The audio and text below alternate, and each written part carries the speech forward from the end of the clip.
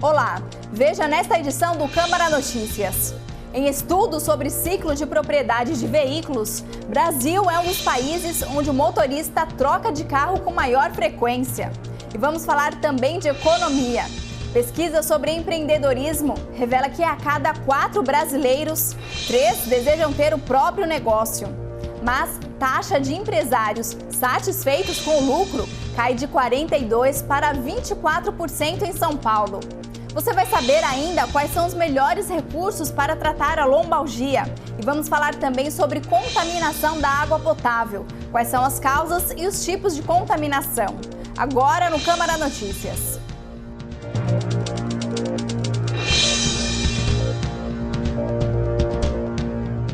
O Brasil apareceu em posição de destaque em pesquisa sobre ciclo de propriedade de veículos. O estudo revela que os motoristas brasileiros são os que trocam de carro com maior frequência. A informação é de um relatório sobre conectividade dos carros encomendado pela Telefônica, que entrevistou motoristas do Brasil, da Espanha, dos Estados Unidos, da Alemanha e do Reino Unido. De acordo com a pesquisa, o ciclo de propriedade médio de um veículo de passeio no país é de quase 2 anos por carro. Outra conclusão do Connect Car Industry Report 2014 é de que mais de 1/3 dos consumidores de carros esperam não ter mais um veículo próprio até 2034. Dos entrevistados, 35% afirmam que deve utilizar opções alternativas de locomoção daqui a 20 anos, como serviços de compartilhamento de carro. Bom, e quem não deseja independência pessoal e também perspectiva de renda maior? Número de empreendedores no país cresce mais de 40% nos últimos anos. A cada 4 brasileiros, 3 querem ter o próprio negócio. Ao mesmo tempo que baixou a estimativa de crescimento econômico no país, o número de empreendedores cresceu 44% nos últimos 10 anos. É o que revela a pesquisa da Endeavor. Eles formam um contingente de pouco mais de 800 mil no fim de 2010. Saltaram para 1 milhão um ano depois e hoje se aproximam dos 3 milhões. O Serviço Brasileiro de Apoio às Micro e Pequenas Empresas, o SEBRAE, contabilizou 2 milhões de empreendedores na última consulta. Mas, por outro lado, os donos de pequenas e médias empresas de São Paulo não estão nada contentes. Para continuar com o próprio negócio na grande metrópole, a luta diária é cada vez mais difícil em meio a tantas cargas tributárias. Uma pesquisa divulgada pelo Sindicato da Micro e Pequena Indústria do Estado, o SIMP, revela que a taxa de empresários satisfeitos caiu de 42% para 24% em 2014. Vamos saber mais detalhes com Jamília Oliveira. No mesmo período do ano anterior, o volume de dirigentes satisfeitos era de 42%. Quedas do faturamento e da margem de lucro estão entre os principais motivos para a avaliação negativa. A 22ª rodada do Indicador de Atividade da Micro e Pequena Indústria de São Paulo, a SIMP São Paulo, revela que para apenas 24% dos dirigentes das micro e pequenas indústrias paulistas, o ano passado foi positivo para os negócios. Para 38% dos empresários, 2014 foi considerado um ano ruim ou péssimo.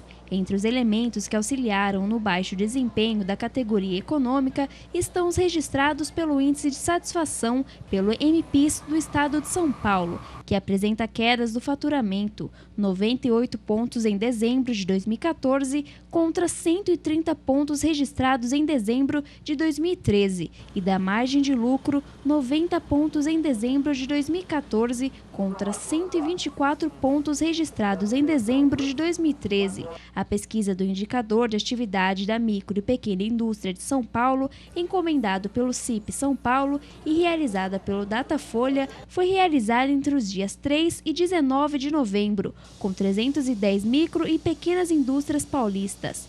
As pesquisas realizadas estão disponíveis no site da entidade, cip.org.br. Lembrando aqui que você pode acompanhar os trabalhos que vêm sendo realizados pelos vereadores do seu município. Todas as terças e quintas, às 3 da tarde, acontece sessão ordinária na Câmara Municipal de Osasco. A Câmara fica na Avenida dos Autonomistas, 2607, no centro. Quem preferir pode acompanhar de casa. As sessões são transmitidas ao vivo pela TV Câmara Osasco e também pela internet. Quem perder pode conferir no dia seguinte a sessão na íntegra, no site tvcamarosasco.com.br. E depois do intervalo, você vai saber quais são os melhores recursos para tratar a lombalgia.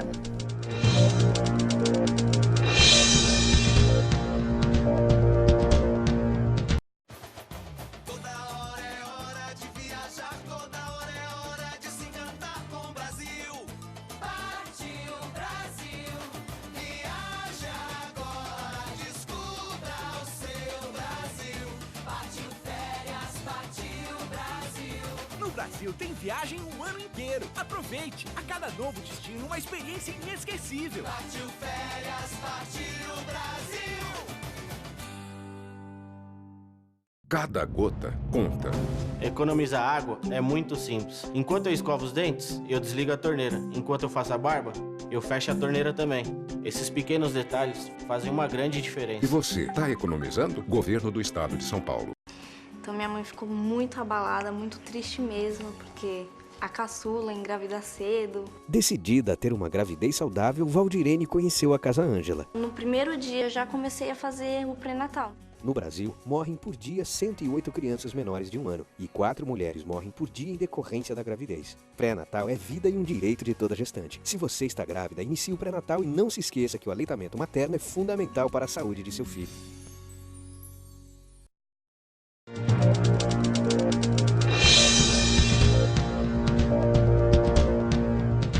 A lombalgia, mais conhecida como dor lombar, é uma queixa recorrente das pessoas acima de 60 anos. Entre as principais causas está o excesso de carga nesta região do corpo. Vamos saber então como tratar esta doença. Muitas pessoas não sabem, mas 85% da população sofrem com problemas na coluna. E o motivo de muitas dessas dores são problemas carregados desde a infância. A Organização Mundial de Saúde, ela preconiza que tem 85% da população que tem dor na coluna. Muitas dessas pessoas que têm dor na coluna é efeito inclusive de criança, de quando era criança, que carregavam aquelas mochilas extremamente pesadas, entendeu?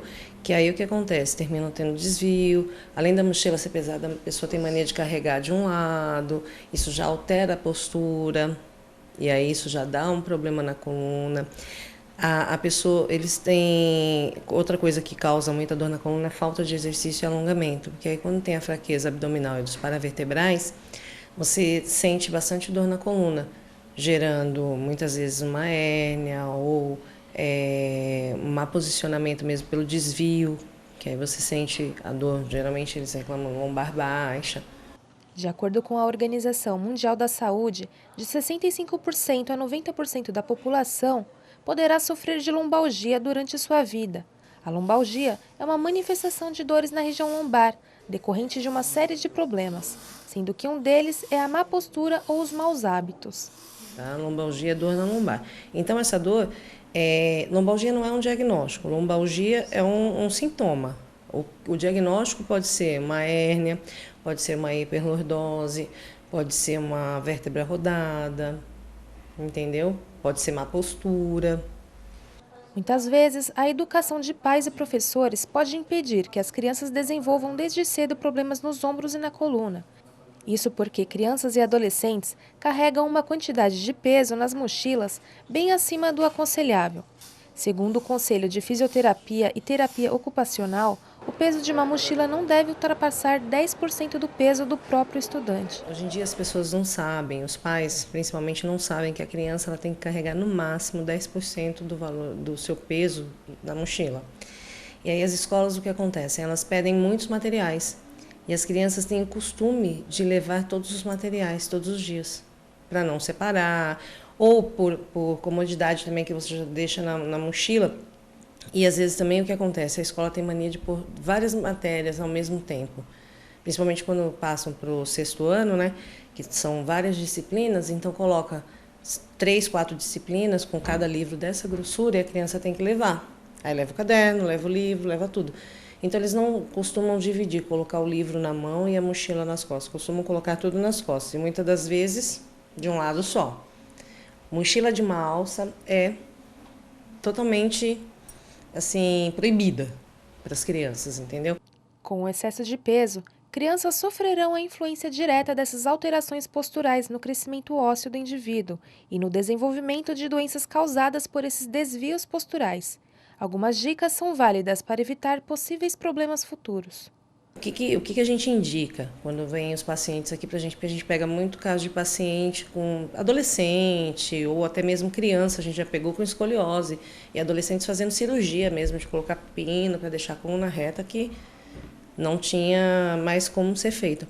A gente indica, para que isso não aconteça, que os pais observem muito esse peso das crianças, e desde pequenininho, por exemplo, quando a criança vai para a pré-escola ou até o 3º, 4º ano, você consegue ainda inserir aquela mochila de rodinha.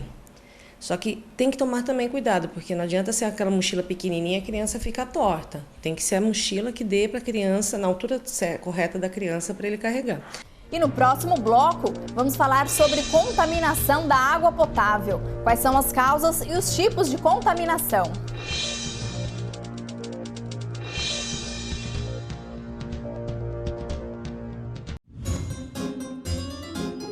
Com essas leis, sabe quando vai acabar a violência neste país? Nunca! O sujeito mata e sabe que não acontece nada. Se for preso, pega 30 anos. Daí um tempo tá na rua. O Código Penal do Brasil está ultrapassado. Calma lá! Sabia que no Brasil apenas 8% dos casos de homicídio são esclarecidos e vão a julgamento? 8%! Os outros 92% ficam impunes. Pode! Vamos continuar aumentando pena para esses 8% ou vamos tentar identificar os outros 92% e acabar com a impunidade? Só uma polícia com capacidade de investigação pode resolver esta injustiça. Vamos! Vamos falar sério sobre segurança?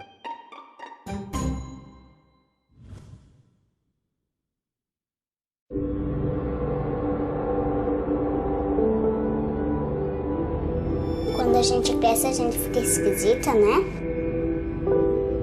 Um monte de criancinha na rua do meu tamanho. Você não faz nada, nem se importa. Ah, já sei. Quando eles crescem, eles matam o coração. Mostre que você se importa. Adote financeiramente uma criança.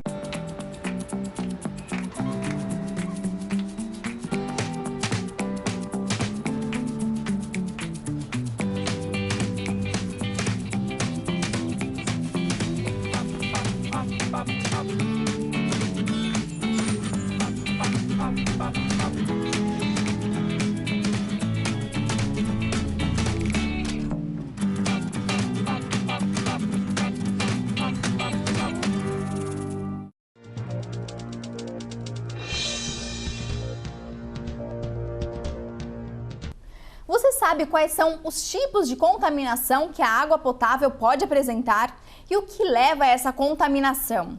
Essas e outras dúvidas serão respondidas pela doutora Eliane Bravo, farmacêutica e bioquímica da cidade de Osasco. Beber água, tomar banho, fazer alimentos diários. A água é fundamental na vida do ser humano, mas será que a água que utilizamos, aquela fornecida pelo reservatório do Sistema Cantareira, está devidamente tratada? Muitas são as dúvidas dos brasileiros em relação à qualidade da água que nos é fornecida. A água potável, por exemplo, muitos são os motivos que as levam à contaminação. A doutora Eliane Bravo, farmacêutica e bioquímica, explica. Nós temos uma norma que exemplifica o que a gente precisa fazer numa água potável, para que ela seja potável. A portaria 2914, ela fala de alguns tipos de contaminação. Essa contaminação ela pode ser desde um metal, uma substância orgânica. O que são substâncias orgânicas? São aquelas que podem ser volatizadas, ou seja, por um benzeno, por um tolueno, por um xileno. São possíveis contaminações que essa água pode ter. E ela pode ter também uma contaminação microbiológica, que é aquela mais frequente e que normalmente acontece às vezes dentro da nossa casa. Muitos são os motivos que levam a essa contaminação. Contaminação microbiológica, o maior motivo é a perda do cloro. Ou seja, quando nós recebemos uma água da rede pública, né, que a Sabesp nos traz, até o cavalete é responsabilidade da Sabesp. Do cavalete para dentro, a responsabilidade é nossa. Então, é da indústria, é do condomínio, é do hospital. Então, muitas vezes, esse armazenamento dessa água ou até o deslocamento até uma caixa d'água, essa água, como o cloro é uma substância volátil, ele vai se perdendo ao longo do caminho e essa água chega na sua torneira, muitas vezes sem cloro. E a falta de cloro faz com que essa água fique vulnerável à contaminação microbiana. A água filtrada por filtros comuns, como aquele bom e velho filtro de barro, muito comum antigamente, sua eficácia é melhor ou pior do que os filtros atuais? O que eu posso dizer é o seguinte, o que tinha no filtro gostoso é que ela sempre deixava aquela água fresquinha, né? Mas hoje nós temos filtros com qualidade de filtração muito melhor do que aquele filtro que a gente tinha na casa da nossa avó. Então, os filtros hoje, muitas vezes esses que você coloca em torneira, esses que você acopla diretamente de uma tubulação, eles têm, vamos dizer, um elemento filtrante muito mais preciso e específico do que aquele filtro anterior. Mas a gente deve sempre salientar que, embora os filtros hoje sejam muito melhores, eles têm que ser, vamos dizer assim, ser feita a manutenção dele. Porque não adianta você comprar um filtro de excelente qualidade e você utilizar esse filtro durante 2 anos e depois não fazer mais nada. Então, esse filtro, que é de excelente qualidade, ele tem que ser limpo, ele tem que ser trocado aquele elemento filtrante. Então, muitos têm validade de 6 meses, de 1 ano, mas eu até digo que o ideal seria você trocar o filtro pela quantidade de água que você filtra. Por exemplo, uma residência que tem 2 pessoas e outra que tem 10, consequentemente, aquele que tem 10 vai usar mais essa água. Então, esse filtro tem que ser mais trocado mais vezes do que aquela onde você tem só 2 pessoas utilizando aquela água. Então, a manutenção desse filtro, desse elemento, a troca desse elemento filtrante, isso é fator primordial para que a qualidade dessa água seja mantida ao longo da sua utilização.